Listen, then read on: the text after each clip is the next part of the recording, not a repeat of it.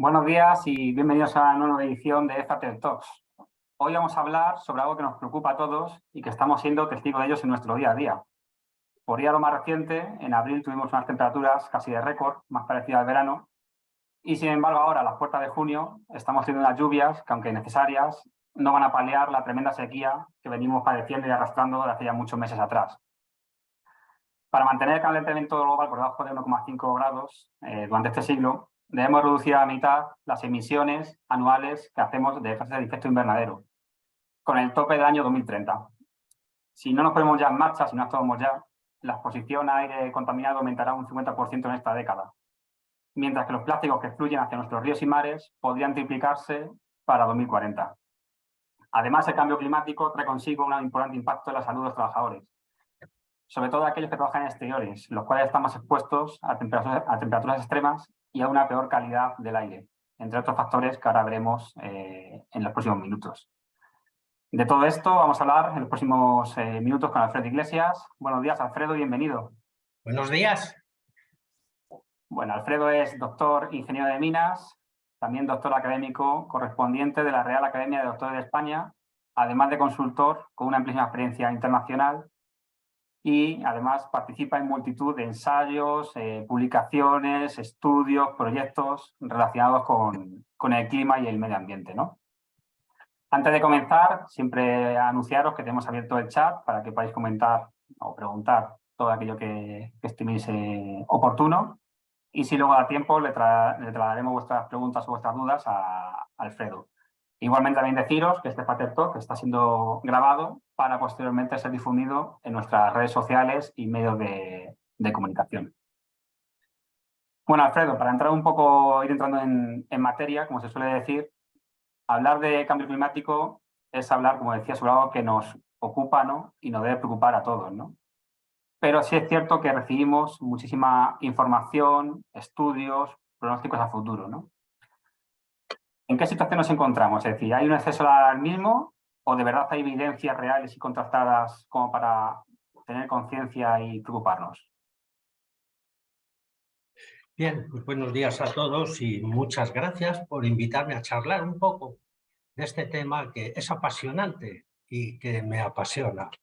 Me gustaría empezar diciendo de una manera tajante que el cambio climático no va a ser, está siendo, es un hecho. Estamos viviendo un cambio de clima absoluto y ese cambio empezó, pues a mediados del siglo pasado ya se empezó a notar. Entonces esa es la situación en que estamos. Las evidencias reales han sido que ha subido la temperatura y ha subido el contenido en CO2. Como hay 150 años o 120 años de datos, tanto de temperatura como CO2, se ha visto que hay una correlación perfecta, muy buena, un coeficiente de correlación de 0,9 entre el contenido, la concentración de CO2 en la atmósfera y la temperatura. Como consecuencia, si hay más CO2, hay más temperatura, baja el CO2, baja la temperatura. Y se han podido, con una serie de fenómenos, con isótopos radiactivos, y aprovechando las burbujas de aire que hay en los hielos polares, se han podido tener datos de contenido en CO2 de los últimos 20 o 40.000 años. Y como consecuencia se han podido deducir las temperaturas del planeta Tierra durante los últimos 20.000 años. Y en este tiempo el CO2 se ha mantenido por debajo de los 200 y pico, 270, 280 miligramos litro. Y es a partir de la mitad del siglo pasado cuando empieza a subir, y empieza a subir ya de una forma disparatada, exponencial. Esto ha hecho que pensábamos que había que mantenerse en los 300, después pasó por los 400 así de deprisa, 500, ya estamos en los 600 y no se para de aumentar y no se para de emitir CO2. Esas son las evidencias reales y contrastadas, no hay duda. No es que estemos esperando a que cambie el clima, es que está cambiando y estamos metidos en él. Desde luego que esto tiene unas consecuencias de muchos tipos, que además las ha visto todo el mundo y las está palpando todo el mundo. Primero, el incremento de las temperaturas, el alargamiento de los veranos, aumento de noches tórridas, incremento de números de días de olas de calor, disminución de precipitaciones. Bueno, en algunos sitios están empezando a desaparecer los glaciares, que la que haya ido por Ushuaia, por Perito Moreno, etcétera, ve cómo han retrocedido, la disminución de los caudales medios de los ríos, cosa que todos estamos viendo día a día, la expansión del clima de tipo semiárido. Pues hay zonas de desierto como el de Tabernas, el de Moneros, etcétera, y el de Calanda. Pero bueno, van a aparecer más zonas duramente semiáridas. Va a aumentar la temperatura del agua marina. El nivel del mar está ascendiendo muy poquito a poco, pero ya ascenderá más, ¿no? Y las aguas marinas pues están acidificándose porque se disuelve CO2. Entonces, la primera cosa es decir, esto no lo hemos tomado en serio, estamos haciendo algo, se está investigando bien. Permítanme que les diga esto. Sí, se está haciendo a nivel mundial. Miren, en España ya, en el año 2005, ya se había reunido un comité para estudiar, pude participar en él, por fortuna para mí, en un comité que se estudiaron 15 sectores de impacto bajo los auspicios de la Oficina del Cambio Climático. Se estudiaron impactos sobre aguas superficiales, sobre aguas subterráneas, sobre ecosistemas terrestres, sobre ecosistemas marinos, etcétera, y sobre la salud.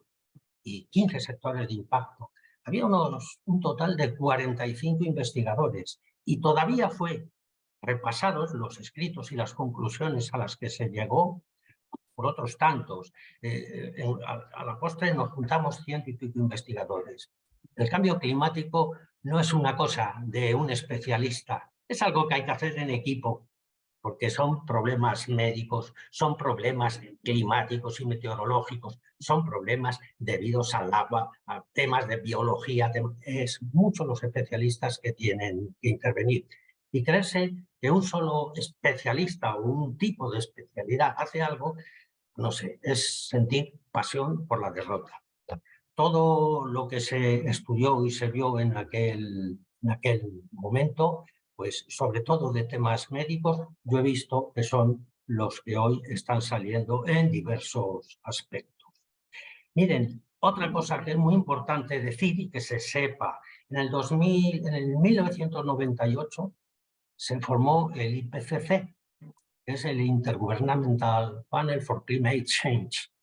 Bien, pues eso se hizo de una manera, me acuerdo, y cómo se formó, y es que con los auspicios de las Naciones Unidas se demandaron técnicos a todos los países. Se asociaron 195 países.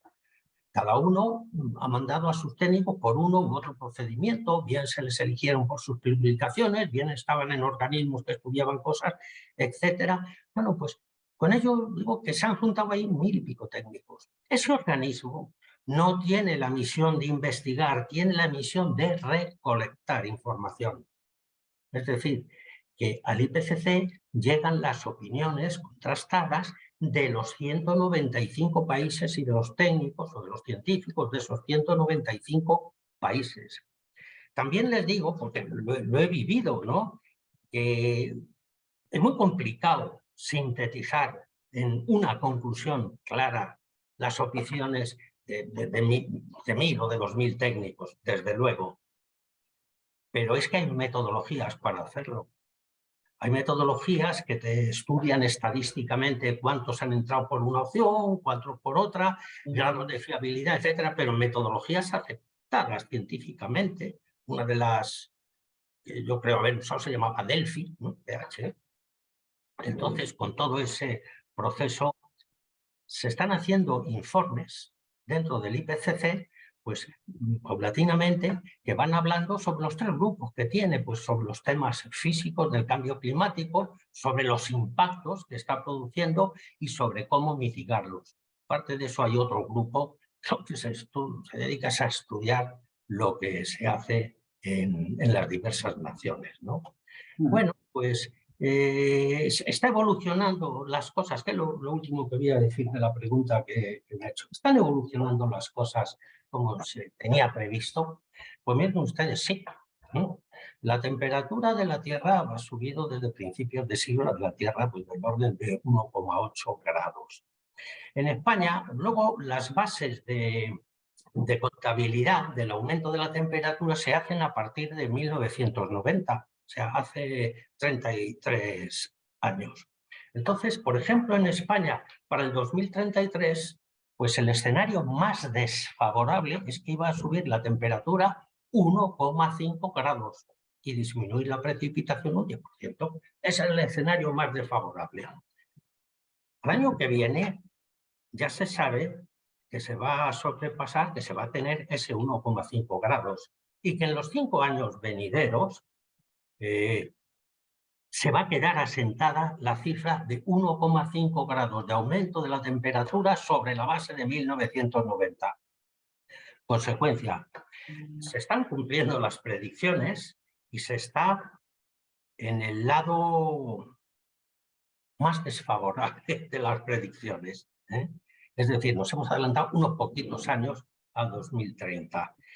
Y decir que ha habido, eso sí, muchos al protocolo de Kioto, el protocolo de Doha, que nunca se llegó a poner en marcha, la reunión del clima de París, que fue muy decepcionante, porque todo lo que se comprometió es vamos a procurar mantenernos por debajo de los 2 grados, etcétera.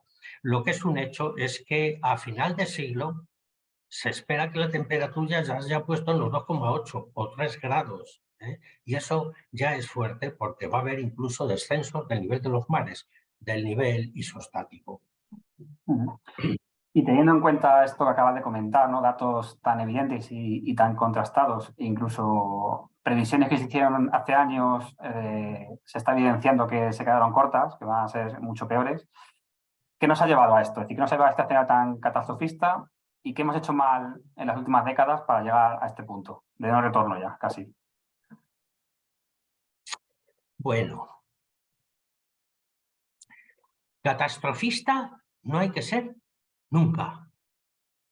Eso por descontado, porque tenemos el conocimiento para investigar lo que va a pasar, se están poniendo y se pueden poner en marcha mecanismos. Abandonarse y dormirse, jamás, porque eso es sentir pasión por la derrota. Eso es así de fácil. ¿Qué es lo que hemos hecho mal? Desarrollarnos. Eso es hacerlo mal. Desarrollo ha tenido ese precio. También es cierto que nunca se ha pensado en este problema hasta que ha aparecido. Se han eliminado fuentes de energía, como pueden ser las nucleares, pues motivadas y sin que no eran emisoras y por los riesgos que podía comportar, pues se fue a un riesgo cierto que fue tirar CO2 a la atmósfera. Entonces, esas cosas se han hecho así. Pero vamos a ver, también me van a permitir que les hable de balances de carbono en la atmósfera, porque lo que quiero es centrar de verdad qué es lo que está haciendo el hombre con la naturaleza para estropearla, porque es que parece que somos la causa de todo. Vamos a ver.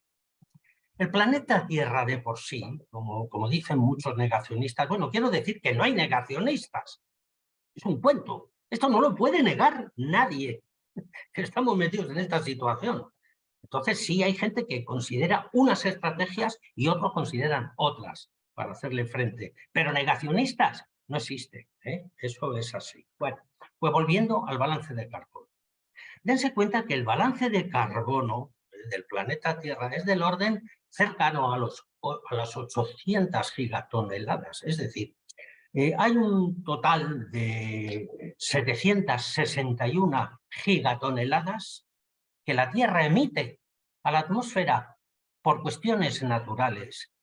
Pero es que al mismo tiempo la Tierra es capaz de capturar 788 gigatoneladas, es decir, que captura la Tierra más 17 gigatoneladas más de las que emite. Consecuencia, no tiene por qué aumentar, no tendría por qué aumentar la temperatura. Pero de pronto interviene el desarrollo, empieza el siglo pasado, poco a poco, y a mediados del siglo pasado, la gran expansión. En ese momento, ahora mismo, pues estaban, bueno, hace unos pocos años, se estaban emitiendo 29 gigatoneladas. Hombre, pero la Tierra todavía tenía un déficit, el planeta Tierra tenía un déficit, no, tenía un superávit de 17. Vale, quedan 12. Esas 12 no hay manera de eliminarlas. El ser humano no es que haya tirado todo el CO2, la atmósfera que existe, ni muchísimo menos. Ha echado una parte pequeñísima, pero ha sobrepasado la capacidad del planeta Tierra de defenderse a sí mismo, de depurarse a sí mismo. Ahora mismo estamos con un déficit que es 12 para este balance que es del IPCC, un balance razonablemente fiable. Es un 12 lo que tenemos, pero bueno, ahora me parece que ya no son 29, sino que ya se están echando 36 gigatoneladas a la atmósfera. Me gustaría dar algunos datos, ¿no? Por ejemplo, oiga, no lo digo para nada, solo para tener referencias. La respiración humana que emitimos los 7.700 millones de habitantes son 3 gigatoneladas al año. La ganadería produce 8 gigatoneladas al año. Hay quien dice que no comamos carne. Bueno, 8 gigatoneladas no solo por el CO2, ¿eh? Es que cuando se habla de CO2, se habla de CO2 equivalente. Y entonces te encuentras con, por ejemplo, pues el metano, que es lo que expulsan las vacas, que es mucho más efectivo que el CO2 como gas de invernadero y es muchas veces superior. Y otra cosa, fijaros que hemos hablado de un superávit de 12, que torturamos a la naturaleza con 12 gigatoneladas que no somos capaces, que no es la Tierra capaz de eliminar. Bueno, pues solamente los incendios forestales en la Amazonia en 2019 están estimados por Greenpeace en 7 gigatoneladas al año. Como consecuencia, ¿problema tenemos? Sí, señor. Capacidad de conocerlo la tenemos, nos hemos puesto en marcha a tiempo. ¿Y tenemos posibilidades de solucionarlo? Claro que sí, no de inmediato, pero sí lo tenemos. Esto es como lo veo, ¿eh? Y llevándolo ya al terreno de la prevención de riesgos laborales, al que nos ocupa, el cambio climático también tiene una serie de efectos sobre la salud de los trabajadores, ¿no? ¿Cuáles serían estos efectos y sus consecuencias a medio y largo plazo? Bueno, yo escuchando los debates de los médicos en aquella reunión, en los estudios de los impactos del cambio climático auspiciados por la Oficina del Cambio Climático, digamos que yo, bueno, vi, les oí en las discusiones y se asumieron en el informe. Por supuesto, este informe está libre, lleva 15 años libre en Internet, ¿eh? Pues asumimos todo lo que se contaban los médicos. Yo diría, estaban muy seguros, yo diría que hay, aunque ahora lo vamos a discretizar un poco mejor, si le parece bien, Sí. había 3 efectos. Efecto número 1, el aumento de la temperatura incide sobre las personas e incide sobre los trabajadores. La diferencia entre un trabajador y una persona depende también del sector de trabajo.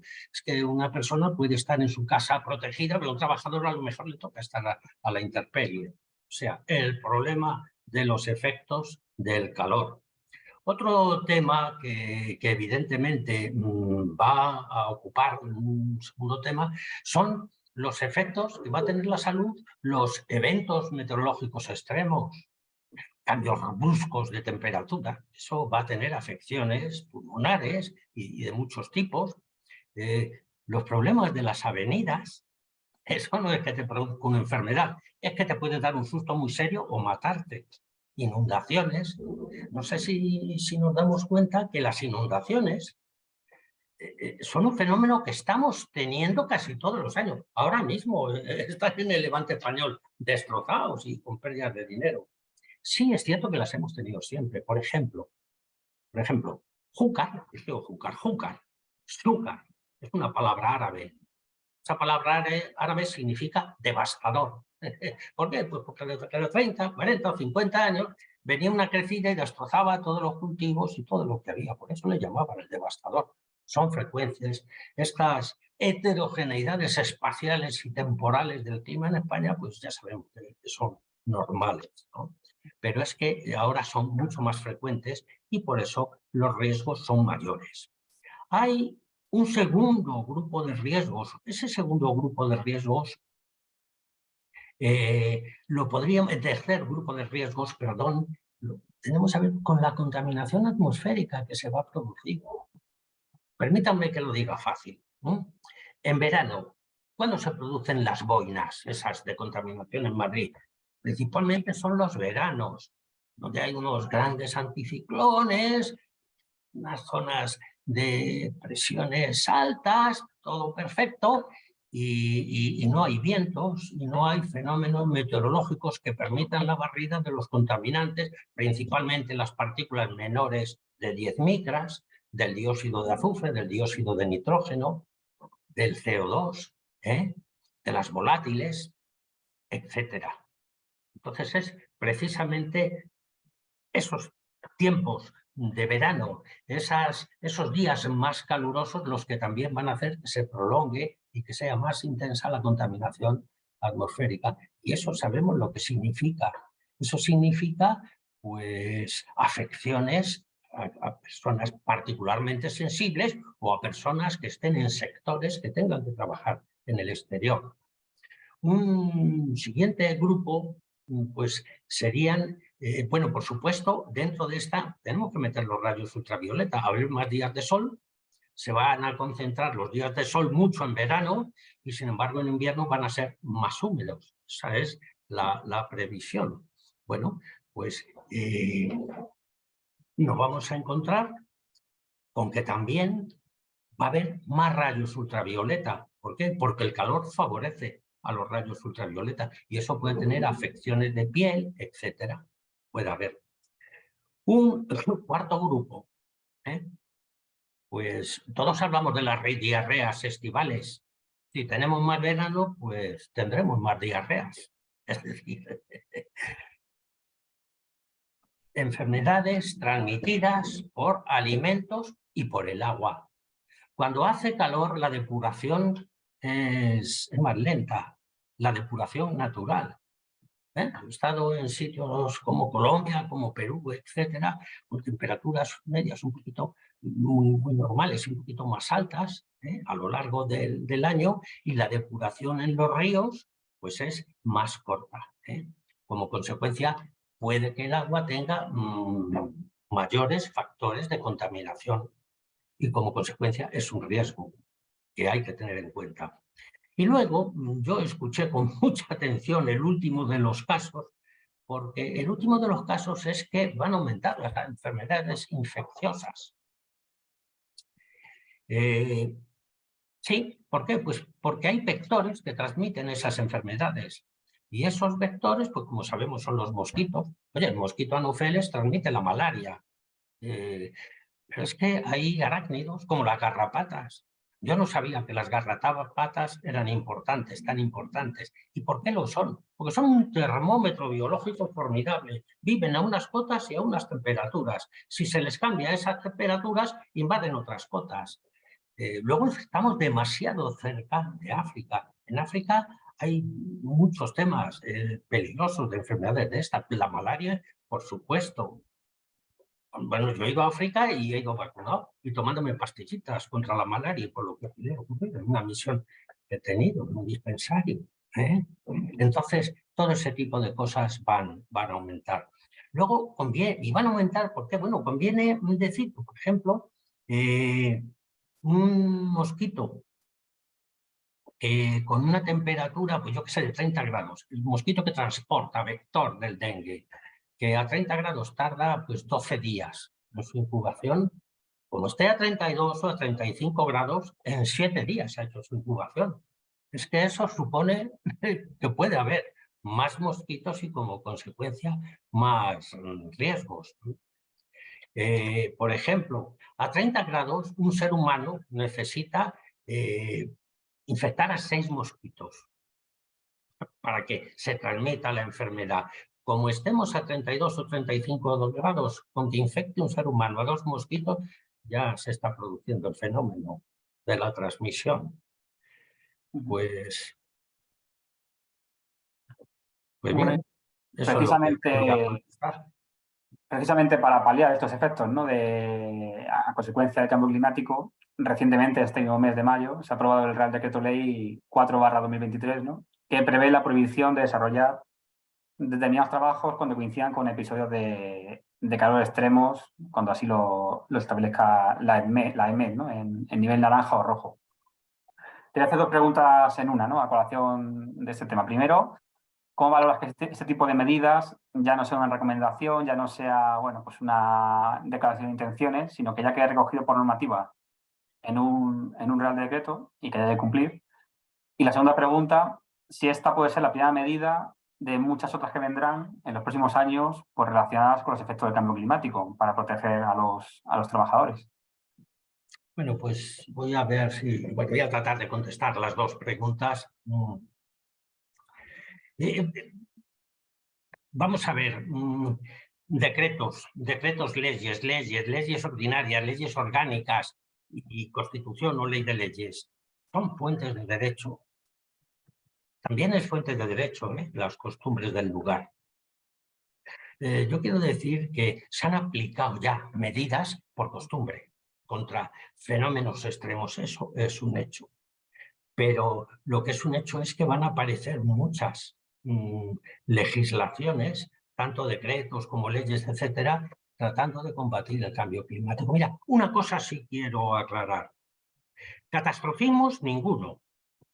Por ejemplo, no es que se vaya a quedar el mundo invadido de todos estos problemas, es que van a aumentar en porcentajes determinados sobre lo que ya hay.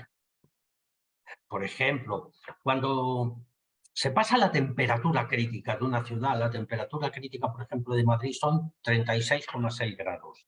Empieza a morirse la gente por golpes de calor, así de fácil.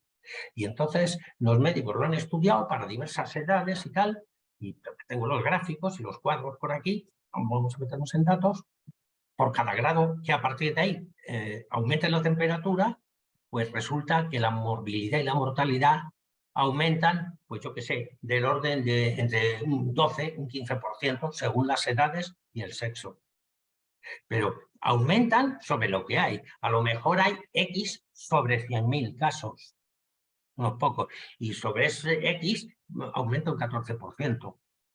Es decir, que no estamos hablando del COVID-19 ni de la pandemia, estamos hablando de aumentos sobre lo que hay.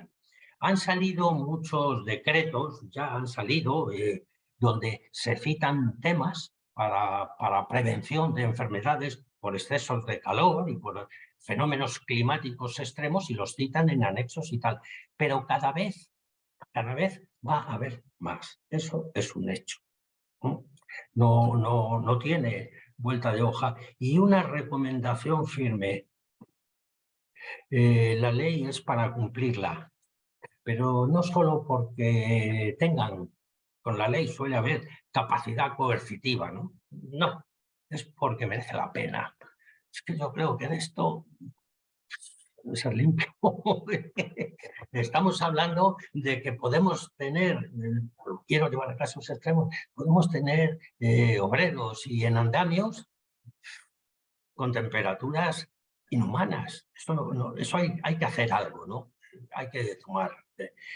Bien, si algunas medidas ya se están hablando, Yo he leído 2 documentos y en esos documentos, pues uno es del Ministerio de Transición Ecológica, lo hace Transición Ecológica con comisiones obreras, otro documento también muy interesante, la Comunidad de Madrid, con UGT, intervienen los sindicatos, interviene la administración, están saliendo, pero bueno, casi algunas de las medidas ya se empiezan a conocer. Por ejemplo, podríamos tener que hablar de salud y confort de los trabajadores. Y también me ha preguntado sobre la sostenibilidad de la empresa, ¿no? Tendríamos que hablar de la empresa sostenible y tendríamos que hablar de una cosa que no puedo evitar hablarla, Si no es adecuada, seguro que me van a disculpar. Quiero hablar de ética ambiental. Es necesario porque es la garantía de que hay futuro.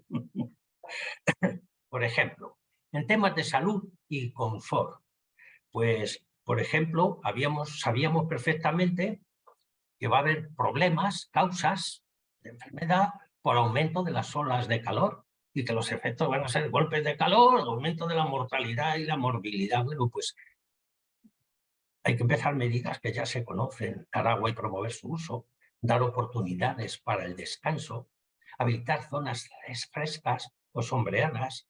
Cuando se está con el estrés del calor, descansar un poquito, beber un poquito de agua, hidratarse y estar fresquito un rato y recuperar mucho, eso es un hecho. Hay que programar ciclos de trabajo-descanso, importar o implantar programas de aclimatación. Hay que contribuir con ropa y llevar la ropa adecuada, tanto para los extremos fríos como para los extremos calor.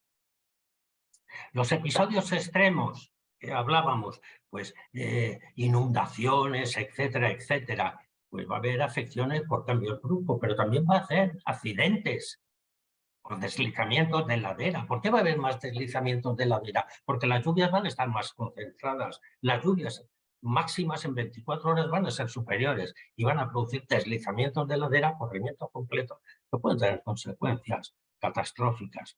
Se van a tener que tomar medidas y seguramente se van a depurar las normas para el emplazamiento de empresas. Y a lo mejor se tienen que poner vigilancias ante cambios bruscos. No estamos diciendo nada nuevo. Tenemos un SAI espectacular, que es el sistema de vigilancia y alerta ininterrumpida para avenidas. O sea que tenemos que seguir en ese plan y en ese proceso. Otro tema va a ser los temas de contaminación. Los temas de contaminación, rayos UVA y contaminación del suelo y agua. Todas esas cosas que habíamos visto. Eso va a ayudar a que se incrementen las afecciones respiratorias y cardiovasculares, las EPOC, las enfermedades pulmonares obstructivas crónicas, el asma. Puede que haya algún incremento de la frecuencia de cáncer por culpa del ozono y afecciones gastrointestinales. En interior habrá que ya generalizar, aunque ya se está haciendo filtros de polen y de partículas adecuados. En el exterior habrá que programar y normar ropa adecuada, mascarillas, cremas protectoras contra el sol, vigilancia y agua de los alimentos. Y no nos extrañemos, que no es decir nada, que en las empresas se han tomado medidas de ir todo el mundo con mascarilla, de estar el botecito de alcohol en la puerta y lavarse y hasta hacer trabajar por videoconferencia. Que no, que lo hacemos las cosas, que podemos funcionar. No, eso para mí es seguro y hemos aprendido cosas. Sí, está claro que se pueden hacer cosas, es decir, tú has comentado un montón de medidas que se pueden llevar a la práctica y como dices, pues al final todo es cambiar un poco por la mentalidad y el cómo se venían haciendo las cosas hasta ahora, ¿no? Relacionado con esto, también es cierto que a lo mejor te planteo la pregunta de si en un futuro las evaluaciones de riesgo tendrán que considerar pues todos los efectos que conlleva el cambio climático, ¿no? Hasta ahora eso no se hace, pero no sé, a lo mejor en un futuro, a la hora de evaluar un riesgo de un puesto de trabajo, deberemos incluir los prevencionistas también este nuevo enfoque, ¿no? Tener en cuenta los efectos, depende de dónde trabaje el trabajador, si trabaja en una zona un poco más afectada por temperaturas extremas o no. No sé cómo lo ves. Pero por descontado. El último tema, matando lo anterior, era el de las infecciones diversas por vectores, por insectos y arácnidos. Desde luego se va a tener que intensificar. Vemos como derratización y desinsectación en exteriores y protección con repelentes. Habrá que hacer medidas de esas.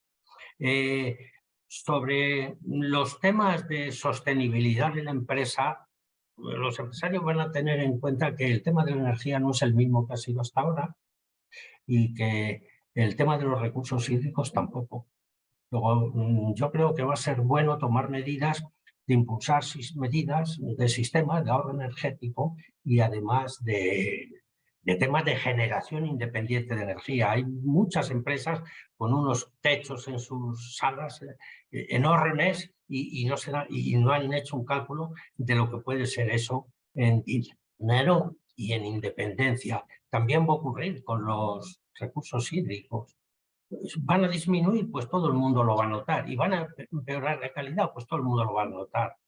Hay que empezar. Cuando tienes problemas con los recursos hídricos, solo puedes hacer tres cosas. O ahorras y gastas menos, una posibilidad. La segunda posibilidad, importas recursos y traes agua de donde sea. Y la tercera posibilidad, pues mira, gestionas mejor lo que tienes. Una manera de gestionar es reutilizar. Eso es lo que hay que hacer. Y luego hay un tema que es la ética ambiental, que también debe de tener una empresa para su mantenimiento. Es que debe caminar hacia el equilibrio en CO2, en emisiones de CO2. Es decir, debe de tratar de emitir y lo que emite, o bien disminuirlo, o bien compensarlo con actuaciones, etc. Ahí entra de lleno la huella de carbono y la huella ecológica, y ya hay muchas normas ISO, la 14064, 67, 69, etcétera, que ya hablan de esto. Y sobre el tema que me comentabas último, vamos a ver. Los trabajadores sobre lo que hay que incidir va a ser lo siguiente, para efectos de la organización, porque de alguna manera me lo has preguntado. Va a haber que tener en cuenta, uno, los trabajadores que están especialmente expuestos. Esos son los de determinados sectores, por ejemplo, los agrarios, los de transporte, los de la construcción. ¿Cómo no? Claro que están expuestos al cambio climático, van a estar a la intemperie, turismo, servicios ambientales, servicios de salud y emergencias. Luego también hay otros que son los trabajadores especialmente vulnerables, los que tienen una cultura baja. ¿Quiénes tienen cultura baja? Los que no saben español. Hay que tener en cuenta que hay trabajadores que no van a controlar el idioma y no pueden atender correctamente a las instrucciones de la empresa. También hay temas de aclimatación, etc. Y luego puede haber trabajadores especialmente sensibles.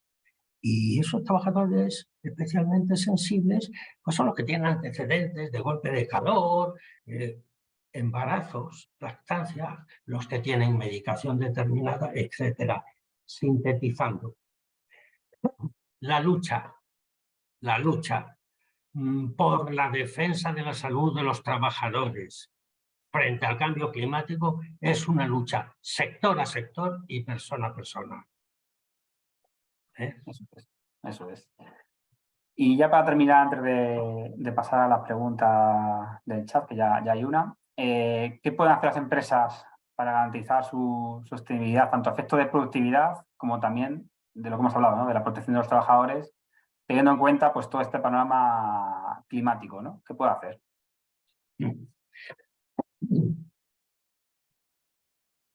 Mira, yo diría que lo primero es cumplir la ley. Y luego moverse con una ética y con un respeto a los trabajadores extraordinario. Y segundo, estar informada, formar equipos. Y los equipos no son solo la empresa, son la empresa.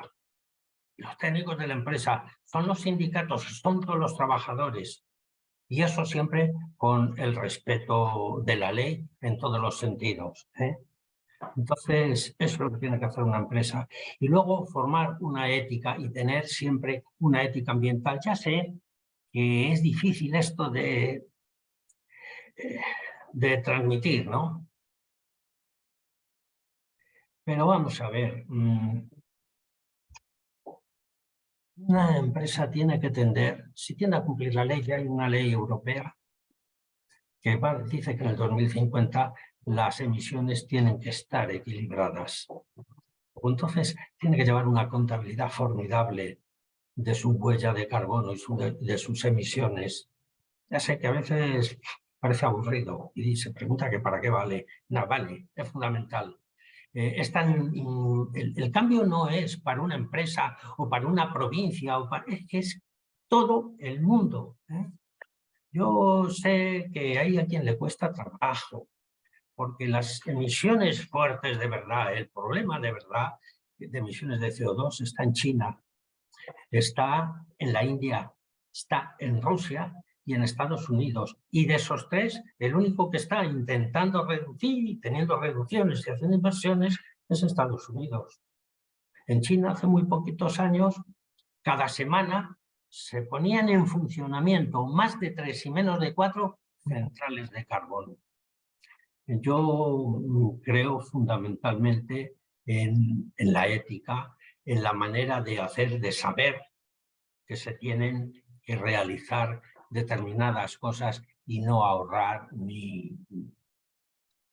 Porque lo que va a hacer lo saben los sindicatos, lo saben los obreros y lo explicitan las leyes y los reglamentos. Mirad, yo creo que prevenir es mejor que curar, que educar es mejor que imponer. Sin educar no hay futuro y la prevención es la acción suprema para el desarrollo sostenible. Pues nos quedamos con esa receta, que creo que es muy acertada, desde luego. Si te parece, Alfredo, pasamos a las preguntas del chat, que hay dos. Mira, pregunta Rebeca García sobre algo que tú ya has comentado en una de tus respuestas, ya has dado alguna pincelada. Dice qué implicaciones tendrá el cambio climático para los colectivos de trabajadores vulnerables como embarazadas, trabajadores seniors, hablamos también de la jubilación a lo mejor cada vez más tardía, o trabajadores con alguna patología respiratoria cardíaca. Pues es que van a ser, esos son la población sensible. Como consecuencia van a ser los más afectados. El tema de las embarazadas es que es mucho más serio de lo que parece.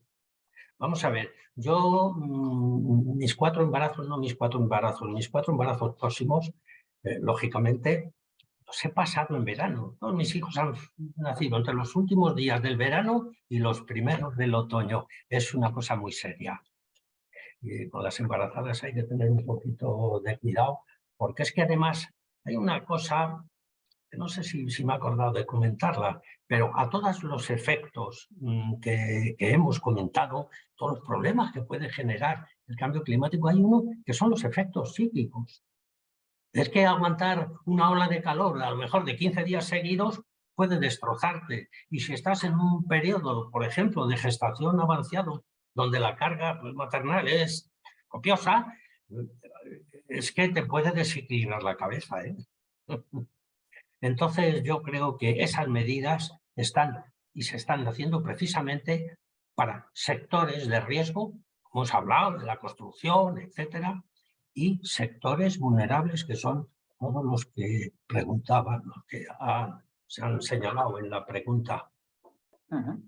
Muy bien, pregunta también, o pone sobre la mesa, ¿no? Edgar Alonso, algo sobre también hay mucho debate y muchas posiciones. Dice, el cambio climático parece que es innegable, pero podría considerarse que se trata de algo cíclico, es decir, lo que hoy está en ascenso, mañana estará en descenso o viceversa, independientemente del impacto de la actividad humana.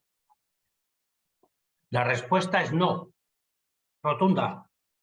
Eso de cíclico era antes de que sacásemos el ser humano CO2 a la atmósfera. ¿Por qué? Porque había años que había más volcanes y sacaban más CO2, había años que no había volcanes y tampoco había incendios, y había años que por los rayos y las cosas de esas, pues armaban unos incendios y como no había nadie que los apagase, pues se soltaba mucho CO2, que no se recuperaba en un año ni tal, lo que ustedes quieran. Y entonces era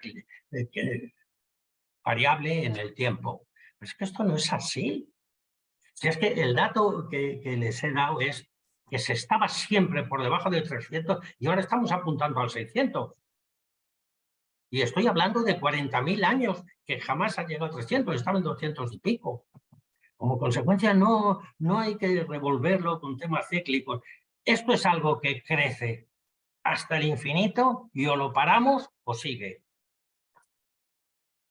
Muy bien, Alfredo, pues llegamos al final. Ha sido un auténtico placer compartir contigo estos minutos y tu conocimiento, que es amplísimo. Yo en las reuniones que he tenido contigo previo a preparar este Pater Talk, más he a aprender muchísimas cosas, con multitud de conversaciones que he tenido contigo y de publicaciones que has compartido conmigo. Y también personalmente te lo quiero agradecer. Ha sido un auténtico placer. Pues muy bien, muchísimas gracias y el placer ha sido mío.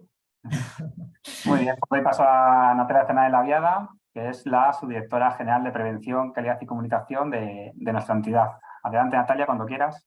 Gracias, Carlos. Bueno, Alfredo, de verdad que ha sido una delicia escucharte.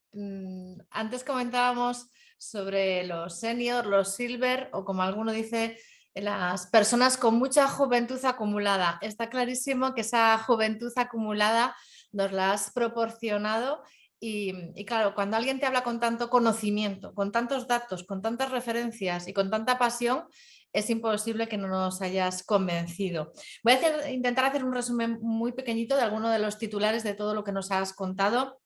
Empezaste diciendo que está siendo, que no es que vaya a ser, nos lo has dejado meridiano, Alfredo, tú tranquilo, nos lo has dejado clarísimo, que esto desde el siglo pasado ha empezado a subir las temperaturas y el CO2 y que como consecuencia de esas circunstancias que están a la vista de todos, que nos has dado muchos ejemplos, tenemos ese 1,5 grados, ¿no? de temperatura que ha subido y que no va a cambiar y que sigue subiendo desde 1990.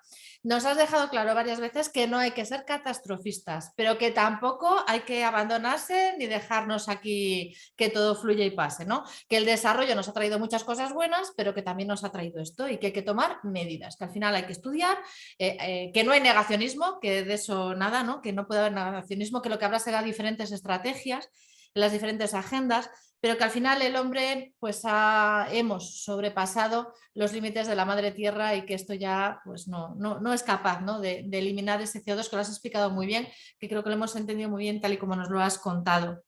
Cuando has empezado a hablar de los riesgos que todo esto trae, de los golpes de calor, del shock, de la contaminación atmosférica, de los rayos ultravioletas, lo apunto a todo: estrés térmico, agua mal depurada, más mosquitos, más garrapatas, más diarreas, afecciones en la piel, afecciones, malaria, dengue, incubaciones, epidemias, cáncer, afecciones gastrointestinales. Es que a la salud de los trabajadores y a la salud de las personas, claro que afecta todo esto. Y luego me ha encantado, decías, permitidme, cuando has hablado de la ética ambiental. Por supuesto que sí, Alfredo. Es que cuando has hablado de las fuentes del derecho, de las normas y de la costumbre, que a veces la sabiduría y la prudencia de los pueblos va por delante de las normas, ¿no? Y esas costumbres eran las que hacían que se tuviera o que se fueran tomando medidas. Los gobiernos se van dando cuenta de todo esto, la ética ambiental y la sostenibilidad es importantísimo.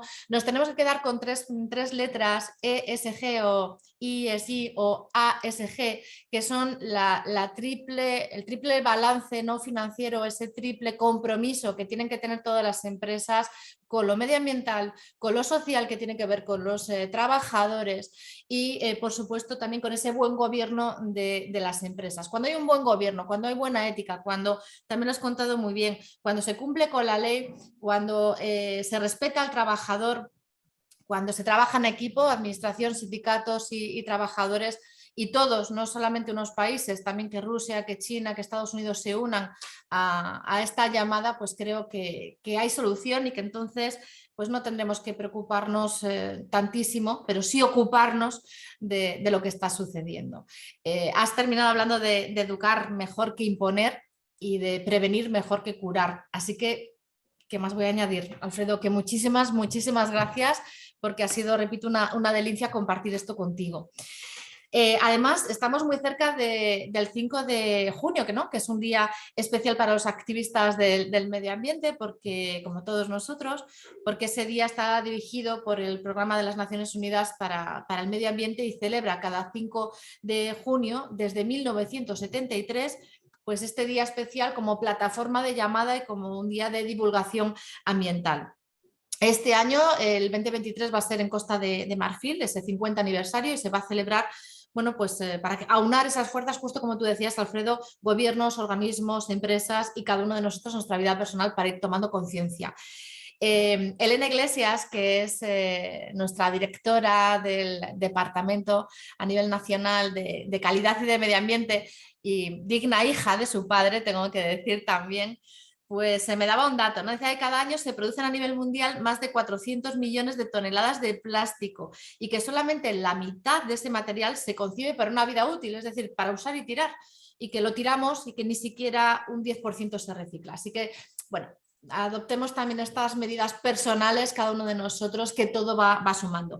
Y también la Mutua lo hace, la Mutua y ella con todo su departamento y con todo el personal que tenemos excelente para trabajar en toda esta materia, y porque somos la Mutua Verde, que no es un claim vacío, que nos lo creemos de verdad, pues muestra de ello es que esta misma semana nos han otorgado el sello Compenso del registro de huella de carbono, compensación y proyectos de absorción de dióxido de carbono del Ministerio para la Transición Ecológica y Reto Demográfico. O sea que esto también supone completar el sello de cálculo, reduzco y compenso, y estamos muy contentos porque desde el 2016 también Fraternidad Muprespa pone su puntito para, como bien decías, Alfredo, entre todos pues conseguir cambiar las cosas, y en este caso con un medio bosque que vamos a montar, ¿verdad, Elena?, en Pontevedra, pues para compensar esa absorción de CO2. Esto es cosa de todos, del presente y del futuro, por supuesto que sí. Y bueno, cambiando de tercio, un minuto nada más, permitidme, para el Fratrector de la semana, bueno, del mes que viene. Sabéis que lo hacemos una vez al mes, el último viernes o el penúltimo de mes. Cambiando de tercio, vamos a hablar de actividad física, del impacto positivo que tiene en nuestra salud, tanto a nivel físico como mental. La teoría la tenemos todos clara, pero al final vivimos en una lucha constante contra el sedentarismo y tenemos que trabajar también para cambiar hábitos y costumbres. Todos los avances que tenemos en la vida nos sirve para estar más cómodos, ¿no? Para tener una vida más sedentaria, más desde el sofá, que nos traigan la comida a casa, todas las plataformas del cine del mundo mundial, cogemos el coche para ir a la esquina de al lado, y todo esto está provocando también, bueno, pues que olvidemos la necesidad de hacer más deporte y de tener más actividad física. De hecho, la sociedad española, un dato, como ha dicho Alfredo, los datos siempre son importantes para referenciar y para poner en contexto las cosas. La Sociedad Española de Obesidad y la Sociedad Española de Endocrinología y Nutrición advierte que la obesidad es una pandemia ya en España, pues según el Observatorio Global de la Obesidad, el 37,8% de los adultos pesa más de lo recomendable y el 16% es obeso. Es decir, que es otro problema, como los que hemos estado hoy escuchando, para atacar. De cómo un estilo de vida tiene que ser activo, cómo nos puede ayudar a mejorar nuestra salud y cómo cargarnos de energía, nos va a hablar Antonio Jesús Casimiro, que es licenciado y doctor de Educación Física, además de preparador físico y coach personal de deportistas de alto rendimiento, y que, utilizando sus propias palabras, no hay mejor modo para estar bien con los demás que estar bien con nosotros mismos. Así que el próximo 23 de junio, por favor, apuntaros a las 10 de la mañana, una nueva cita con nuestros Frater Talk, que tendrá por título, en este caso, Reactívate, menos medicamento y más movimiento.